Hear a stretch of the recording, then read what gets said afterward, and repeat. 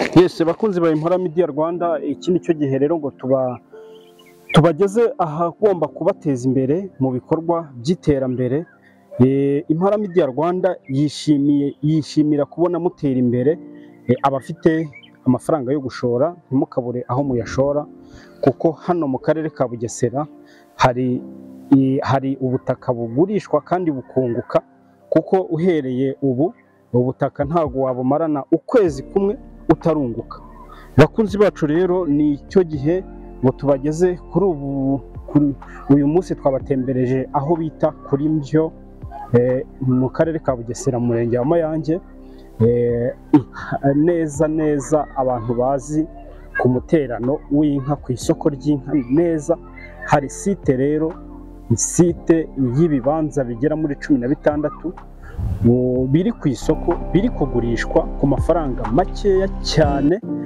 Umuntu ushaka kwiteza imbere kugura ikibanza cya make ntabwo ugomba kwibaza aho wakura ikibanza. Ni site rero yegereye amashuri neza, ifatanye n'amashuri abanza ndetse ariho na 9 years.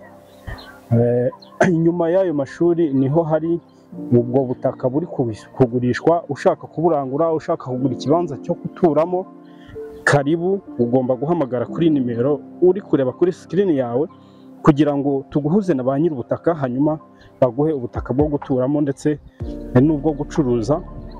N'ubutaka buri hafi y'umuterano rwose. Urabona ko uyu munsi ni n'umunsi w'isoko, isoko ry'inka. Urabona ko abantu baba bari kuza kuzigurisha. Uri nk'umuntu ucuruza, n'ubutaka ushobora gukoramo n'ifamu, ndetse ifamu yawe ikaba yegereye isoko ry'inka, umuterano. Karibu rero, tubararikiye kuza kujya mugumiza gukurikirana ibiganiro byacu, kuko niho haba ibintu byiza bishobora kukugirira akamaro. Za kampani zicuruza ibibanza zikabiranga bagacuruza n'amazu. Aha turi ni kuri ya site n'ubundi tubatemberejeho, mu karere ka Bugesera, umurenge wa Mayange, mu kagari ka Mbyo. Iyi site irimo ibibanza 16 biri muri R1, kugeza ubu ngubu kuvamo ibibanza 10. Nuko turi muri kubireba, hari ibikorwa remezo, hari amashuri, haratuwe, hari amazi n'umuriro. Hafi aha ngaha hari isoko, hari ahantu habera isoko ry'inka. Ni ahantu ushobora kugura ukaba wahashyira amazu y'ubucuruzi ukunguka. Iyi site rero irimo ibibanza, nk'uko nababwiye, ibibanza 16. Akaba ngubu tuvugana ibibanza 10 bimaze kuvamo. Twagira ngo tubararikire rero uwafite gahunda kuza kwirangurira bino bibanza bisigayemo. Ni ibibanza byiza cyane, bifite imihanda ya metero 9, biteyemo borone mu murazireba zibereke nazo. Ni ahantu heza cyane. Kuva kuri kaburimbo ugera kuri iyi site ni iminota itageze minota 3, kuko kuva kuri kaburimbo cye kano muri metero 300. Ni ahantu heza cyane rero, bari kubereka amashuri, haratuwe, hari amazi n'umuriro.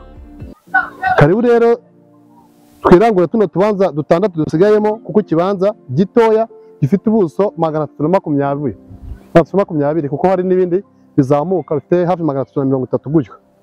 Ibibanza rero ni byiza, muze tubikuremo kugira ngo ejo uwaba ushaka gutura yiturire, uwaba ushaka gucuruza twajya dusubize ku isoko. Hanyuma kuva kuri kaburimbo, urabona tugeze kuri kaburimbo ngaha, muri kubabona turi kuri kaburimbo kuri sitasiyo mwayibonye ya SP. Aha ngaha ni muri centre ya Mbyo. Turi kumanuka tugeze aha ngaha ku kibuga cy'umupira, mwakibonye. Turamanutse tugeze mu gasantere ahantu mu bucuruzi, ahantu hafi n'isoko. Isoko naryo ahantu hari ikibuga mwahabonye, hari hakubera isoko, hakunze kubera isoko risanzwe. Turazamuka tureze iryo soko, tukamanuka tukagera ku mashuri. Amashuri muri kuyabona ngaya. Ubwo tuvuye kuri kaburimbo, ndi kubereka uvuye kuri kaburimbo mu centre ya Mbyo gushyika kuri iyi site, kugira ngo mbasobanurire ko atari kure cyane. Iyo tugeze kuri aya mashuri uhita ukata ujya ku muterano ahantu bagurishiriza inka. Twahaberetse kuko hari imodoka za pati zari kugura inka zihari, ibicuruzwa baza gucuruza. Ni aho ngaho iyo site iri. Iyi site rero niyo twabwiyaga n'ubundi, ifite ibibanza 16 biri muri R1, hamaze kugurwamo ibibanza 10, hasigaye ibibanza 6. Aha ngaha rero turi kugurisha ibibanza 6 bisigaye, kuko ibintu byamaze kugurwa. Abashoramari, abashaka gutura twabararikira kuza kwifatira utwo tubanza dusigayemo 6. Murakoze cyane.